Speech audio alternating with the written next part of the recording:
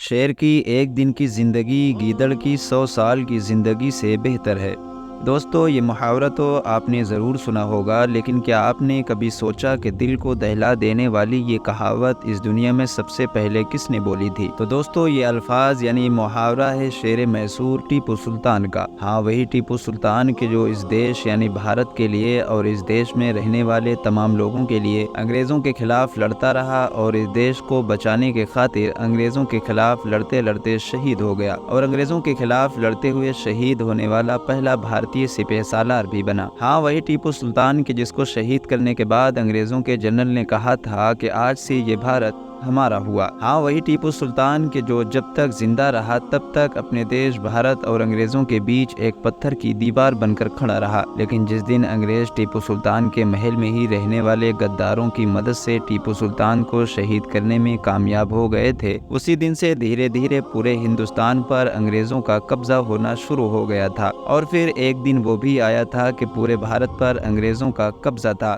दोस्तों, वो बात अलग है कि जिस शख्स ने हमारे लिए और हमारे इस देश के लिए इतनी कुर्बानियां दी, आज उसी इंसान के इतिहास को हमारी ही ऐतिहासिक किताबों से मिटाया जा रहा है। लेकिन दोस्तों, हिस्ट्री को बदलने वाले लोग ये नहीं जानते कि हिस्ट्री कोई ऐसी चीज नहीं है जिसको लिखा जाए, क्योंकि लिखने वाली चीज मिटाई भी जा सकती है, लेकिन इतिहास लिखा नहीं बल्कि बनाया जाता है और इतिहास बनाते भी वही लोग हैं जो बनाने के लायक होते हैं। तो दोस्तों, आज की इस वीडियो में हम जानेंगे कि आखिर टीपू सुल्तान कौन थे, उन्होंने अपनी पूरी ज़िंदगी कैसे गुजारी और आखिर किस तरह उन्होंने हमारे देश भारत को अंग्रेज़ों से बचा कर रखा था। टीपू सुल्तान को लेकर आप तमाम लोगों के दिमाग में अभी तक जितने भी सवाल हैं, मैं उम्मीद करता हूँ आज की ये वीडियो देखने के बाद सारे के सारे सवाल हल हो जाएंगे। टीपू सुल्तान मैसूर के सुल्तान यानी हैदर अली के सबसे बड़े बेटे थे। टीपू सुल्तान की मां का नाम फखरुन्निसा था। जिस वक्त टीपू सुल्तान अपना बचपन गुजार रहे थे, ये वो दौर था कि जब अंग्रेज हिंदुस्तान में अपने कदम जमाने की भरपूर कोशिश कर रहे थे। टीपू सुल्तान के वालिद ने टीपू सुल्तान की परवरिश का बहुत अच्छा इंतजाम किया था। उनकी तालीम के लिए बड़ी दूर दूर से टीचर्स को बुलाया गया था। कहा जाता है कि टीपू सुल्तान एक बाअमल आलिम तो थे ही, साथ ही में उन्हें अरबी, फारसी, इंग्लिश, फ्रांसीसी, उर्दू, तमिल जैसी तमाम जबानों पर भी महारत हासिल थी। इसके साथ साथ वो बचपन से ही घुड़सवारी, तीरंदाजी, तलवारबाजी और नेजाबाजी जैसी तमाम चीजों में भी बड़े माहिर थे। 1969 में अंग्रेजों ने एक ऐसी बंदरगाह पर कब्जा कर लिया जो टीपू सुल्तान की सल्तनत में आती थी।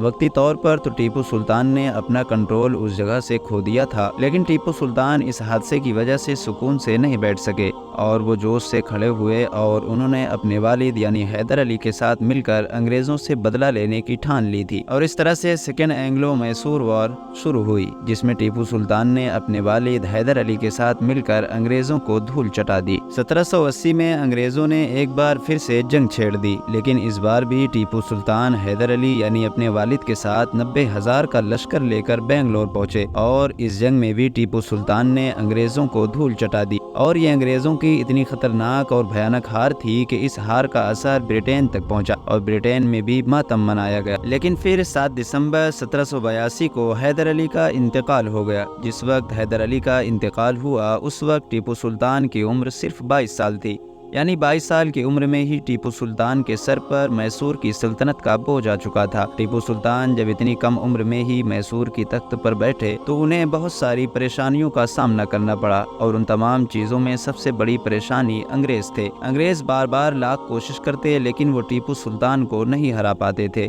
टीपू सुल्तान की होशियारी के सामने अंग्रेज़ों की तमाम साजिशें नाकाम हो जाया करती थी। एक वक्त तो ऐसा भी आया कि अंग्रेज़ों को टीपू सुल्तान से मुआहिदा यानी समझौता करना पड़ा और इस समझौते में टीपू सुल्तान ने जो जो शराइत रखे उन तमाम शराइत को अंग्रेज़ों को मानना पड़ा और ये इतिहास का पहला और आखिरी मौका था कि जब कोई हिंदुस्तानी अंग्रेज़ों पर इतना भारी पड़ा था। दोस्तों, टीपू सुल्तान ने हिंदुस्तान के लिए वो किया जो आज तक कोई भी नहीं कर पाया है। टीपू सुल्तान के सल्तनत की की जो जल सेना थी यानी पानी वाली फौज, वो उस दौर में दुनिया की सबसे ताकतवर फौज थी। टीपू सुल्तान को ही इस दुनिया का सबसे पहला मिसाइल मैन माना जाता है। परमाणु बम का आविष्कार करने वाले डॉक्टर APJ अब्दुल कलाम के मुताबिक टीपू सुल्तान ही दुनिया का वो पहला इंसान था जिसने रॉकेट टेक्नोलॉजी पे काम किया, और टीपू सुल्तान की टेक्नोलॉजी के जरिए से ही इस दुनिया ने रॉकेट को बनाना सीखा था। अंग्रेजों ने बाद में जितने भी रॉकेट बनाए वो तमाम टीपू सुल्तान की टेक्नोलॉजी के जरिए से ही बनाए थे,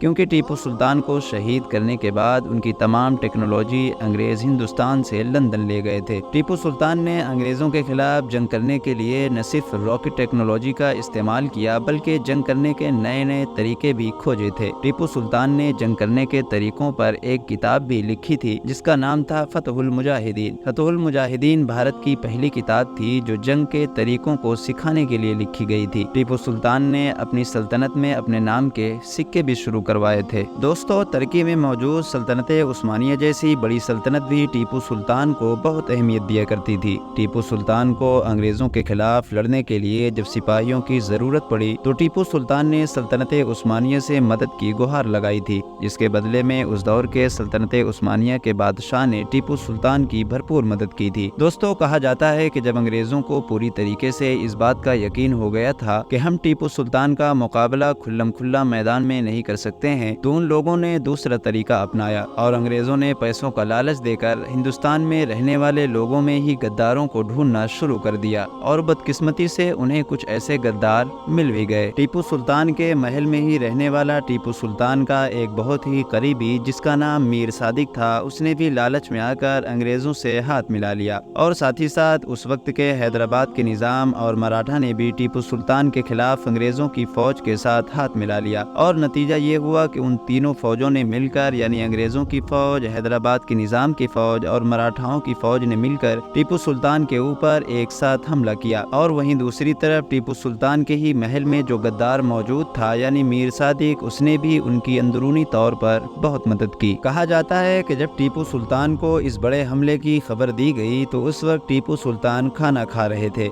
इस हमले की खबर सुनते ही टीपू सुल्तान खाना छोड़कर फौरन भागने लगे। उनके कुछ वफादार सिपाहियों ने टीपू सुल्तान को ये मशवरा दिया कि सुल्तान, इस वक्त हमारे पास मुट्ठी भरी फौज मौजूद है, बेहतर ये होगा कि आप इस महल के खुफिया रास्तों से बाहर निकल जाएं और अपनी जान बचा लें, और यहाँ के तमाम हालात से हम खुद निपट लेंगे। लेकिन दोस्तों, टीपू सुल्तान ने अपने उन वफादार सिपाहियों से ये ऐतिहासिक अल्फाज कहे थे कि शेर की एक दिन की जिंदगी गीदड़ की 100 साल की जिंदगी से ज्यादा बेहतर है। और अपने चंद वफादार सिपाहियों के साथ अंग्रेजों के खिलाफ लड़ते लड़ते 4 मई 1794 को टीपू सुल्तान ने इस दुनिया को अलविदा कह दिया, और इस तरह टीपू सुल्तान अंग्रेजों के खिलाफ लड़कर शहीद होने वाले हिंदुस्तान के पहले शासक बने। दोस्तों, टीपू सुल्तान से अंग्रेज किस कदर डरते थे, इस बात का अंदाजा सिर्फ इस बात से लगाया जा सकता है कि जब टीपू सुल्तान शहीद हो गए थे उसके बाद भी अंग्रेजों के अंदर काफी वक्त तक ये जुर्रत नहीं थी कि वो टीपू सुल्तान के लाश के पास भी जा सकें। साथ ही साथ आपको बता दें कि टीपू सुल्तान के शहीद होने के बाद अंग्रेजों के जनरल ने ये बात कही थी कि आज से हिंदुस्तान हमारा हुआ,